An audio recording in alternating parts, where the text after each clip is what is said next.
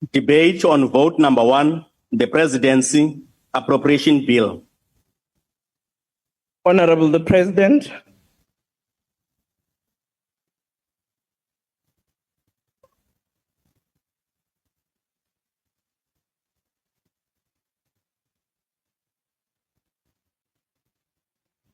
Mr. President, I was worried. I thought, Mr. President, for a while, I thought your iPad has been lost. No. Over to you, President. Thank you, Honorable Speaker, Honorable Ministers and Deputy Ministers, and Honorable Members and fellow South Africans. In 2 days from now, which is on Friday, the 18th of July, South Africans, and indeed the world, people will celebrate Nelson Mandela Day. Madiba helped us see that we can achieve a great deal as a nation by staying true to the vision of a better, more equal, as well as a more prosperous South Africa, by working together to achieve a vision that South Africa indeed can be a successful nation if we put our minds to it. Today, the world faces real and significant challenges, and so do we as a country and as a nation. We face an increasingly volatile world with many disruptions to global trade, as well as deepening conflicts that are raging in many parts of the world. We face high levels of unemployment in our own country, as well as low economic growth that has not enabled us to create the number of jobs that we all wished to create. We face the corrosive effects of corruption and pervasive crime to which the poorest amongst us are most vulnerable. We also face the daunting task of building a state that is capable of tackling the challenges of the time and restoring the trust of our people. It is with these challenges in mind that we formed the Government of National Unity to place our country on a more stronger footing, to be able to have economic growth, as well as to foster transformation and to move ahead on the path of peace and prosperity. As we established the Government of National Unity, we understood that we were embarking on what you could call a new era in our democracy. We understood then that it would be complex and that we would be faced with novel challenges that we would need to navigate. We have together adopted the Medium-Term Development Plan, which outlines clear actions that we need to take over the next 5 years in pursuit of the 3 strategic priorities that we have set out for ourselves. Firstly, to drive inclusive growth and job creation. Secondly, to tackle poverty, as well as to address more effectively the high cost of living. And thirdly, to build a capable, ethical, and developmental state.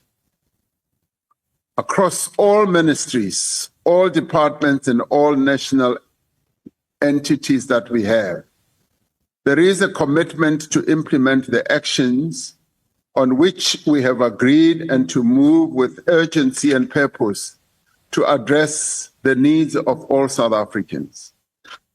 Most importantly, there is a shared understanding that we need to rise above our differences and work together to progress or to make progress on the important challenges that our country faces. The approach of the Government of National Unity is to enhance national cohesion, nation building, and to build partnerships across society to advance the common interests of South Africans. And to seek this whole purpose, we agreed that we would have a national dialogue amongst many other things we would do. And this is being convened in response to the many calls that were made by individuals, leaders, eminent persons, as well as various formations from across society. This initiative has received widespread support and has been endorsed by the Government of National Unity as a process that is significant to develop a social compact that will enable us as South Africans to meet the aspirations of the National Development Plan. At every important moment in the history of our country, we have come together as South Africans to define a shared vision and to forge a path into a future in dialogue with one another. The national dialogue is not just about talking. Like with CODESA, like with the National Peace Accord, like with the consultation process that we all went through as we drafted our new constitution, the national dialogue is expected to produce real results that have a tangible impact on the lives of our people. We are all called upon to use this moment of this national dialogue as an instrument of fostering development, transformation, progress, national cohesion, and national unity as well.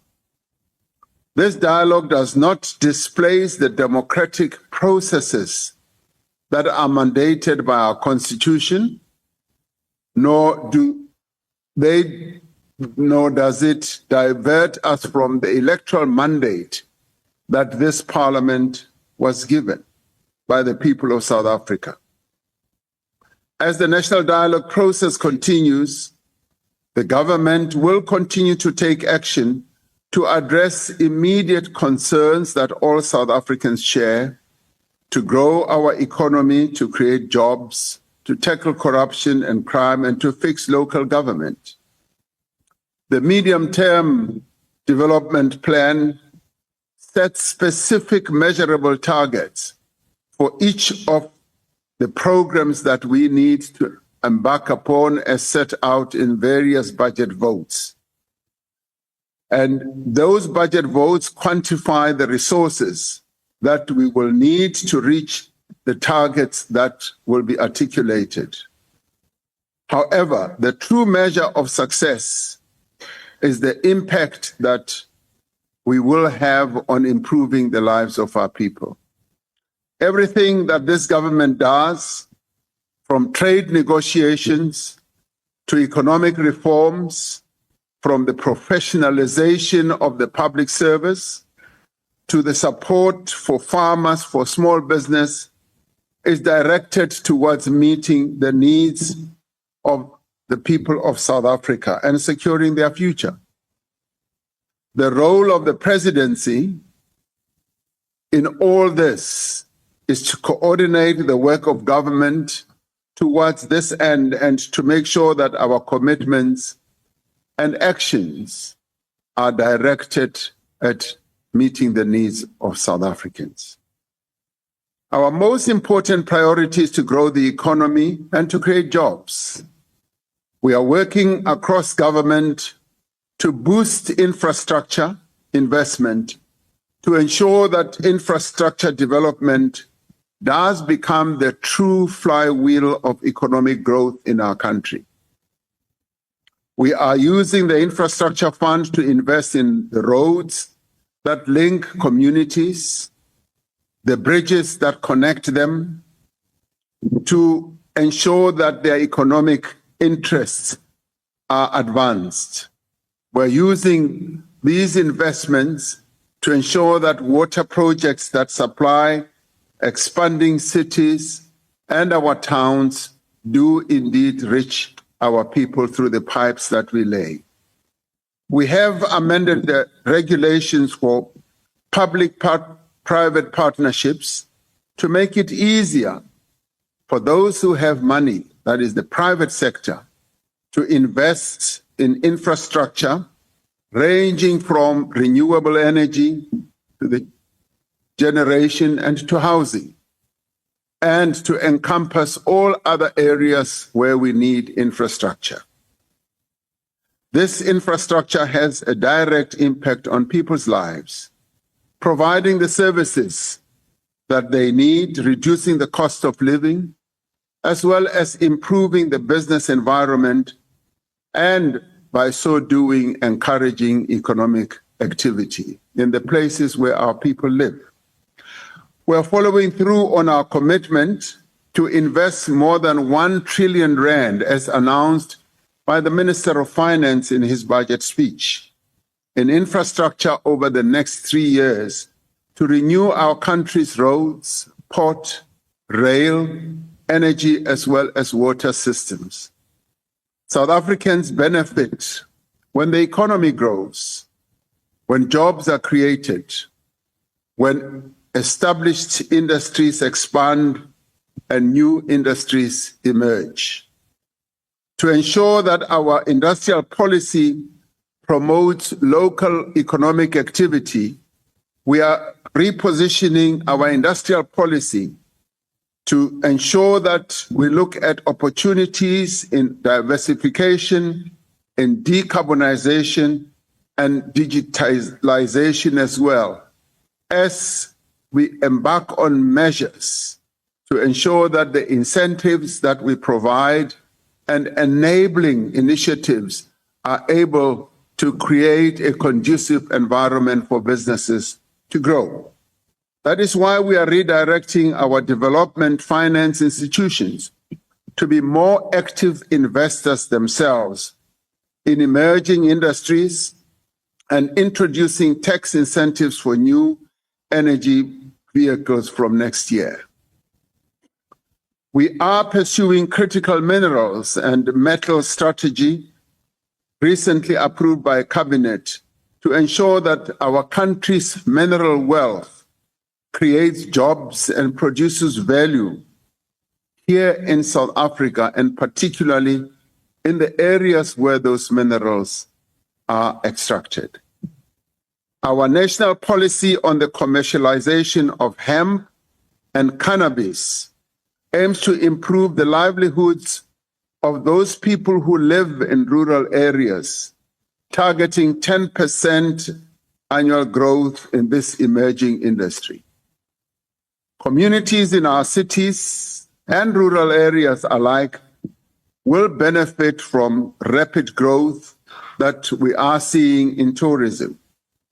More than 9 million international tourists visited our country in the past year, directly spending over 90 billion rand.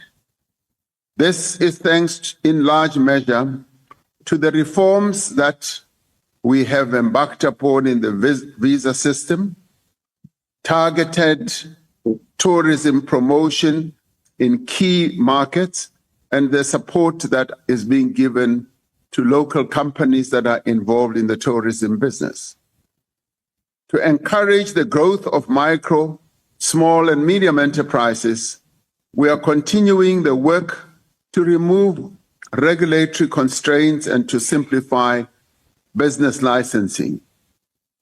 This, whilst is a difficult area to traverse, we are beginning to see progress that is being made.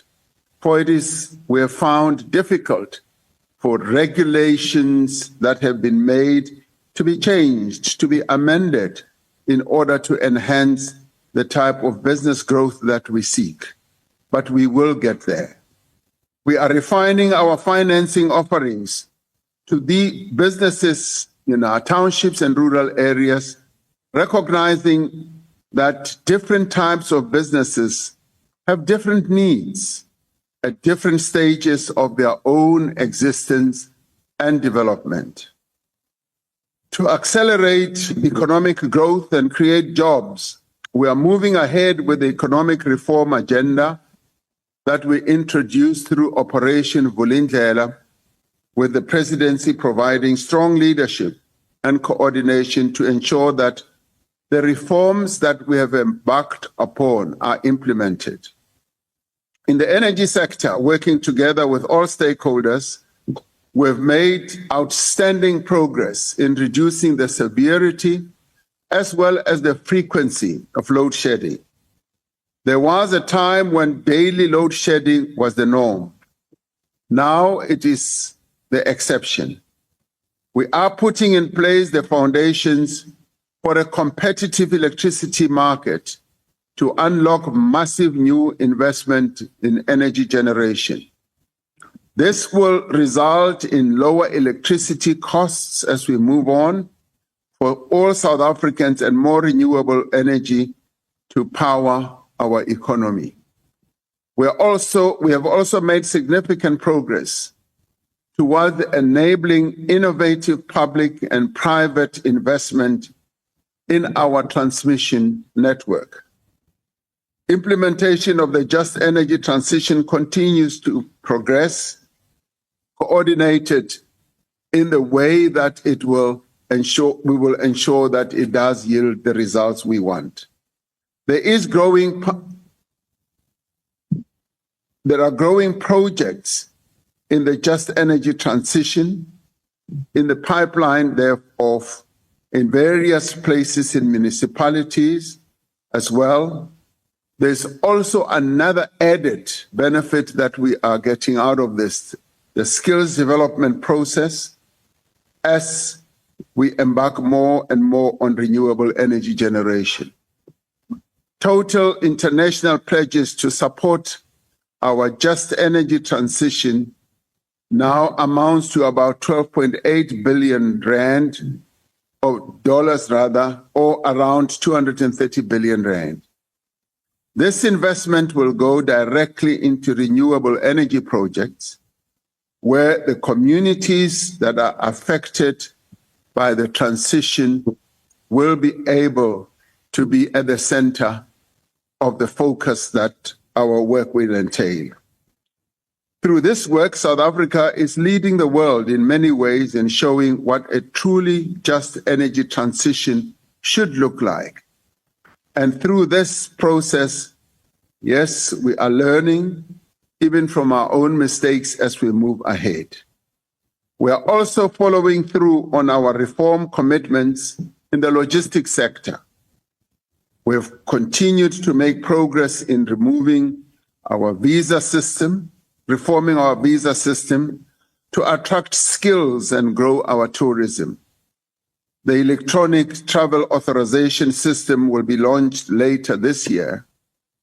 The Department of Home Affairs has made great progress in clearing the visa application backlog, which stood at around 306,000 applications in March of 2024.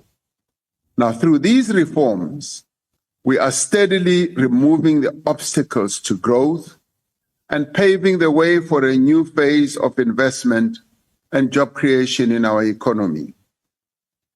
The work of Operation Vulindlela shows the importance of a capable presidency at the center of government, fulfilling a coordinating role and working very closely with all departments and agencies responsible for implementing the various initiatives that need to be implemented so as to deliver good services across the state. The greatest challenge that faces our country today is youth unemployment. Approximately 3.8 million out of 10.3 million young South Africans aged 15 to 20 years are currently not in employment, education, or training. These are young people with energy, with initiative, as well as untapped potential. As we pursue faster and more inclusive growth, as government, we have undertaken programs of a large scale to provide opportunities for young people to earn an income, to develop skills, and to gain work experience.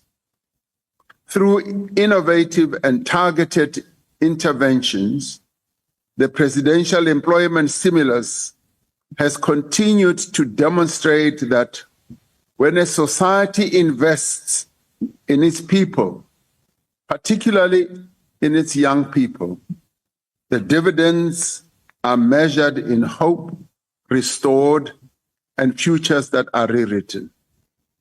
In June of this year, we began a new phase of the Basic Education Employment Initiative, with over 200,000 young people being brought in to work as school assistants in over 20,000 schools across the country. This initiative has now created opportunities for over 1 million young people to serve as assistants in schools, supporting teachers in classrooms, in school administration, as well as in school maintenance. Having been to a few schools and have seen this in action, one cannot but be impressed with the manner in which our young people have taken up this opportunity. The program has been designed to strengthen the learning environment, which is a great benefit for our schools and learning outcomes as well. But in the process, the participants gain work experience and the skills that are vital to finding employment and to starting their own businesses as they embark on their own life journeys. Young people face many barriers. Without established networks in the economy, without any work experience, without money for things like data and transport, it is difficult for many young people even to look for work. To address these challenges, we also launched the SA Youth Mobi platform in 2020. Since then, it has linked a growing number of young people to learning and earning opportunities.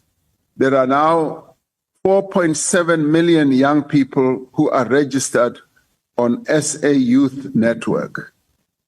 Young people have been supported to access over 1.67 million earning opportunities having emanated from this platform.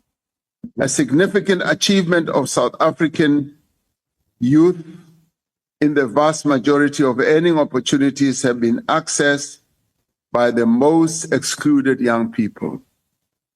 70% of the opportunities have been accessed by young Black African women. Around 65% of the young people registered on SA Youth Platform reported that they live in households where at least one member receives a grant. This means that we are reaching some of the people who have the greatest needs in our country. With the support of government, the South African Employment Service, which is known as YES, has become the largest corporate funded youth jobs program in the world. The program has to date provided over 190,000 young people with a year-long work experience opportunity. Through all these programs, coordinated by the presidency, we are changing the way that government works and scaling innovative solutions to our unemployment challenge. And as it is now, a number of people and countries are thronging to our doors to come and learn precisely how we have structured these programs and how they continue to operate. Honorable members, education is at the center of our fight against poverty. The foundational years are central to a child's progress through their educational journey and even later on in life. That is why our focus is on expanding access to quality early childhood development and early grade literacy and numeracy as well. We continue our efforts to ensure that learners have a safe and conducive environment in which to learn. To date, we have completed 97% of the sanitation projects under the SAFE initiative aimed at getting rid of pit latrines in our schools. The Department of Basic Education is undertaking the work that is needed to implement the Basic Education Law Amendment Act to ensure that all children have access to quality education as well as to well-run schools. We continue efforts to expand and to strengthen vocational training to match the skills we develop with the skills that are needed in our economy. Through NSFAS, we are expanding access to students from poor and working class families. And with the support of the National Schools Fund, we're expanding assistance to the missing middle. This year, NSFAS has supported over 800,000 university and TVET college students. This provides opportunities to young people today that will, in time, transform our economy and society and lead our country.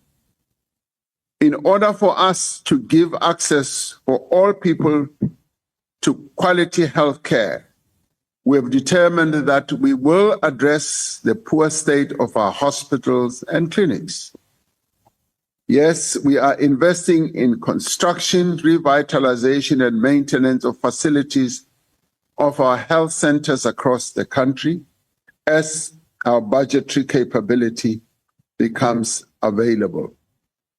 To address the severe challenges in health and in the preparation of the implementation of the NHI, we are directing resources towards hiring more doctors, more nurses, and health professionals, as well as the permanent employment of community health workers and purchasing the equipment and supplies that are needed in our health facilities.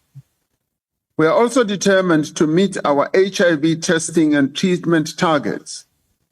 Despite the withdrawal of the United States funding, the Minister of Health has reported on the progress that is being made, working together with stakeholders to mobilize resources to fill the gap that has resulted from the shortage or pulling of funding.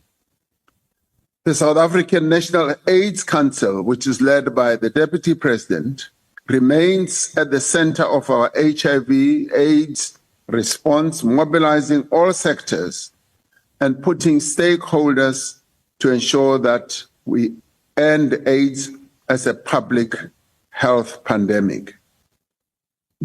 For us to effectively tackle any of these challenges, we need to build a capable state with institutions that are resistant to corruption or interference. The recent adoption of the Public Service Commission Bill by the National Assembly marks a crucial milestone, enhancing the independence and effectiveness of the Public Service Commission in the work that it has to do to promote ethical governance. The bill will, in the end, enhance and allow the Commission to function as an impartial constitutional body and to ensure that the executive is compelled to act on the Commission's recommendations, thereby reinforcing accountability across the public sector. To make government work more efficiently and to bring it closer to the people, the Digital Transformation Roadmap was launched in April of this year. The roadmap itself focuses on building digital public infrastructure, including a digital identity for every South African. It includes a digital payment system to enable instant, low-cost payments and interoperable data systems to ensure that citizens only have to provide their information to government once. The integrity and credibility of the criminal justice system is vital to the ongoing efforts to combat crime as well as corruption. Over the last few years, we've made significant progress in rebuilding, as well as strengthening law enforcement agencies, security services, and prosecutorial bodies. These changes have been real and visible in the South African Police Service, in the Hawks, in the National Prosecuting Agency, as well as the Asset Forfeiture Unit, the Special Investigating Unit, the State Security Agency, and others. We are determined to maintain the momentum that we have built on. We must therefore be concerned when reports emerge and allegations are made to threaten and to undermine the stability and effectiveness of these institutions. I have recently established 2 commissions of inquiry that in different ways will interrogate aspects of our criminal justice system. The first one is chaired by Judge Sisi Kampempe, which will look to the past.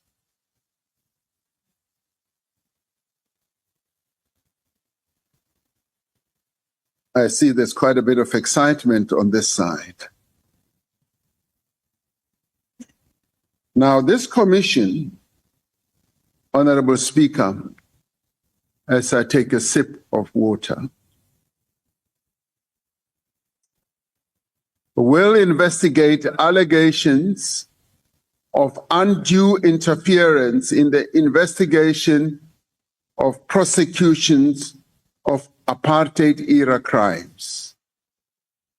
Not only is the commission necessary to ensure that justice for the victims of apartheid-era crimes and their families, but it will provide valuable lessons as we strengthen our efforts to ensure accountability now and into the future.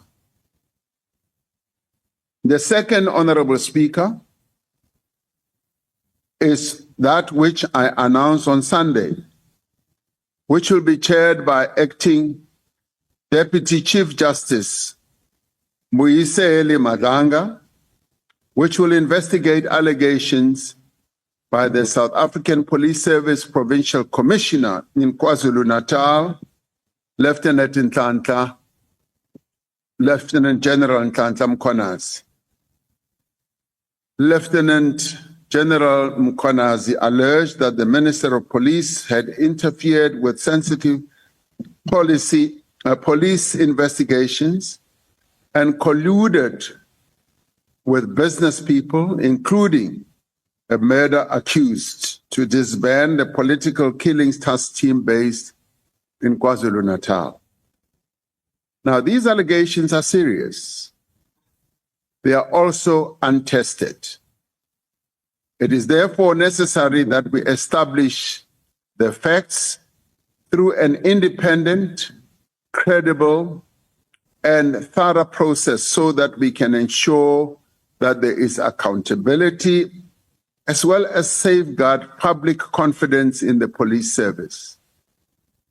It is therefore strange that some people have voiced strong opposition to the establishment of this inquiry. Some have even said that I should take immediate punitive steps against Mr. Senzo Mchunu on the basis of untested allegations. Not only would this be unfair, but it would also create a very dangerous precedent.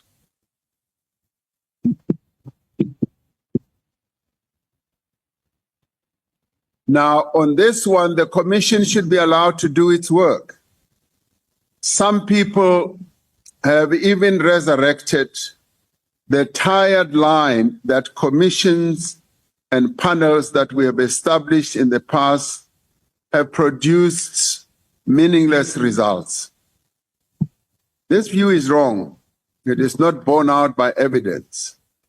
In 2018, we established a commission on the South African Revenue Service chaired by Judge Robert Nugent.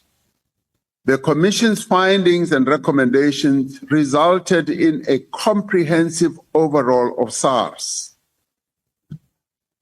It also resulted in the governance structures of SARS and the operational capability of SARS being revamped.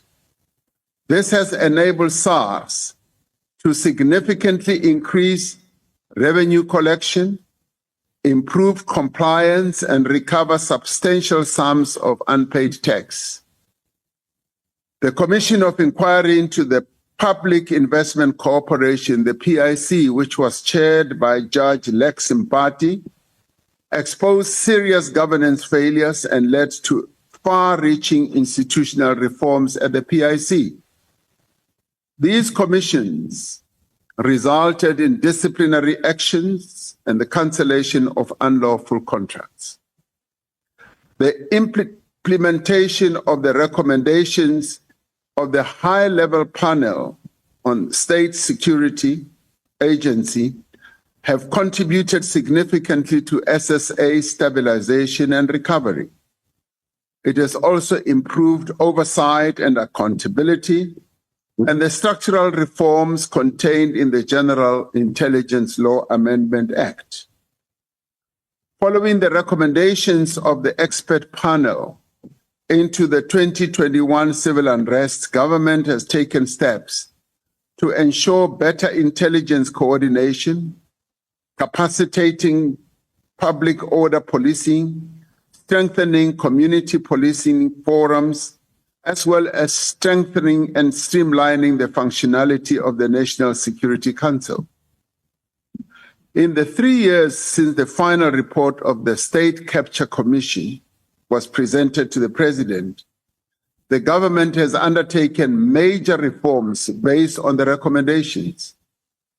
8 new laws have been enacted to strengthen our anti-corruption institutions, enhance procurement system, reform the intelligence services, as well as to improve corporate accountability and public administration.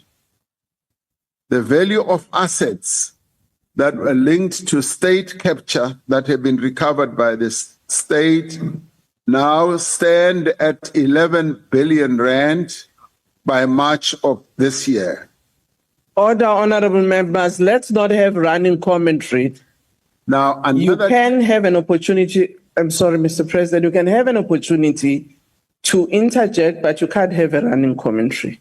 And also, if you have got different views, your parties will have an opportunity to speak. Mr. President, you can proceed. Thank you, Honorable Speaker. My apology. Another 10.6 billion rand is currently frozen, awaiting the outcome of cases that are in court. There are criminal cases arising from the State Capture Commission that have been concluded, all with guilty verdicts. Other cases involving 51 individuals and 27 companies are currently enrolled in court. Now, each of these commissions and panels did succeed in unearthing information and made findings that were critical to understanding the events that took place then. They were essential in ensuring accountability, providing recommendations on the strengthening of our institutions and processes. Now, these commissions and panels show that a government does take responsibility and that it is committed to being transparent and accountable. Not independent scrutiny. Honorable Tubate, can you please switch your gadget? Switch off. You can proceed. Honorable Speaker, we continue to make progress in all these matters since its establishment last year. The NPA's investigating directorate against corruption has authorized over 120 matters involving more than 215 of the most high-profile state capture corruption accused.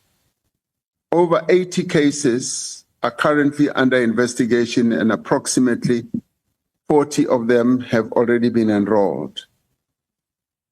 The NPA itself is using new technology to conduct complex investigations through the rapid, efficient analysis and documentation of digital evidence. South Africa has substantially completed all 22 action items that were contained in the action plan adopted when South Africa was grey-listed in February 2023. Now, this paves the way for an on-site visit, which is the final step before FATF can delist South Africa. We are at the midpoint of the implementation of the strategic plan on gender-based violence and femicide. Yet violence against women and children continues unabated. It remains a pandemic that shames the men of our nation. While we can point to progress in responding to instances of gender-based violence, from clearing the historical DNA backlog to increasing conviction rates and improving victim services in police stations, our greatest challenge is to prevent gender-based violence incidents from taking place in the first place. Our efforts to prevent gender-based violence needs special focus. They need to be intensified, they need to be massively scaled up and include all sectors of society. We need to give greater attention to the social factors, such as alcohol abuse, that fuel such violence. The impact of weak governance is felt the most at the local level. We recognize that many of our cities, as well as towns, are failing to deliver basic services to our people, thus creating serious challenges for businesses and the residents of our towns and cities. We have initiated a comprehensive reform of the local government system, underpinned by a review of the white paper on local government that is being piloted by the Minister of Cooperative Governance. While this reform process is underway, the Presidency is providing targeted intervention and support in some struggling municipalities, starting with eThekwini and Johannesburg.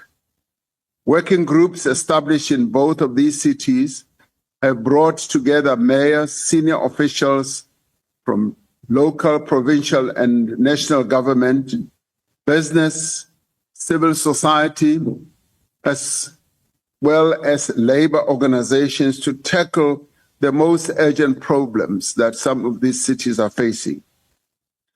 The progress made since we established the Presidential eThekwini Working Group shows that this model does work. It is underpinned by the district development model. In the last year, the tourism sector in eThekwini has seen significant recovery, with a 33% growth in domestic trips in 2024, contributing over 17 billion rand to the local economy. The presidency is uniquely positioned to bring together the many stakeholders within and beyond government who must work together to turn our cities around. Honorable members, South Africa's international standing has been greatly enhanced in recent years despite the increasingly challenging global circumstances in which we pursue our national goals and interests as a country. Multilateralism is on the retreat.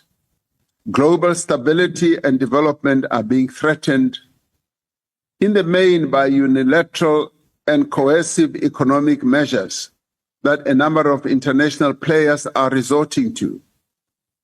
Conflicts in some parts of the world are having economic, political, and social consequences far beyond the areas of conflict. The erosion of rule-based multilateralism undermines efforts to achieve a level playing field in economic relations and places emerging markets such as ours in a vulnerable position. The economic uncertainty that arises from these developments dampens the growth prospects of the economies of many countries, particularly in the global south. Last week, we received notification in a letter from President Trump to myself that exports from South Africa to the United States will attract tariffs of up to 30% from the 1st of August 2025. This could have a substantial impact on the products that we export to the United States. We have already seen how just the mere news of the intention to impose tariffs has dampened the ability of a number of exporters from our country to the United States, and we have seen how some companies have had their exports declining by up to 80%. But right at the moment, we welcome the commitment by the US government since we met them in the White House and following engagements that we have had with them after their letter, that the 30% tariff is subject to modification pending the conclusion of negotiations between our two countries. Those negotiations have commenced. At the same time, we continue to work to diversify our export markets and to build a more resilient domestic economy. And in this regard, we call on our producers who export goods to be actively involved in diversifying their own markets and to engage and enlist government assistance in various countries where they wish to export to.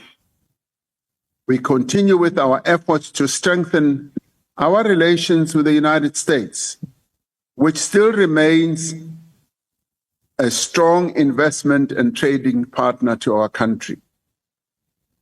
Our successful working visit to the US in May reaffirmed the importance of keeping the channels of dialogue open and established a basis for greater engagement and cooperation, which, as I said, is ongoing.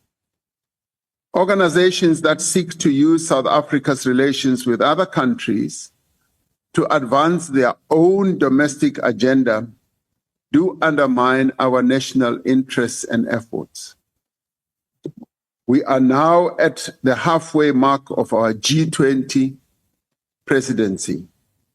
So far, nearly 70 of the 130 planned official meetings or engagements have taken place, and we are glad that they have continued to take place in various parts of our country, in our various cities, in various provinces. We are making progress in engagement with fellow G20 countries on the central themes that we have identified for our presidency. Through our participation in other fora, such as the BRICS Summit, which ended just a few days ago in Brazil, and the G7 Summit, which we attended in Canada, we have reinforced our position on critical issues of concern to all G20 countries and beyond G20 countries as well. These issues include debt sustainability and financing for development and climate action.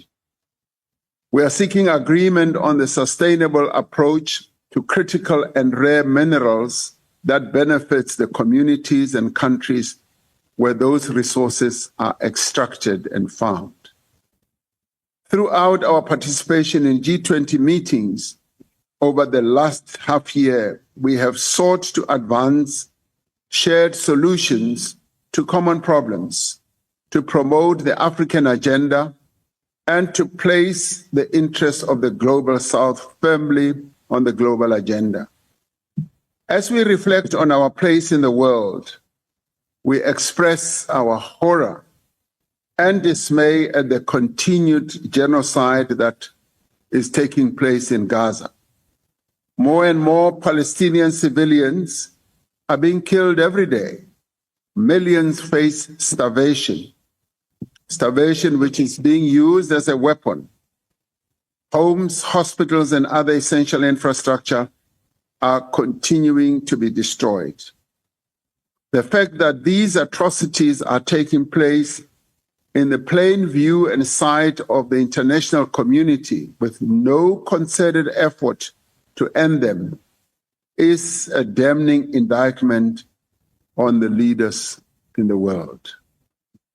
The stance that South Africa has taken on the genocide in Gaza, including the application that we have made to the International Court of Justice, is founded on our commitment to peace and justice.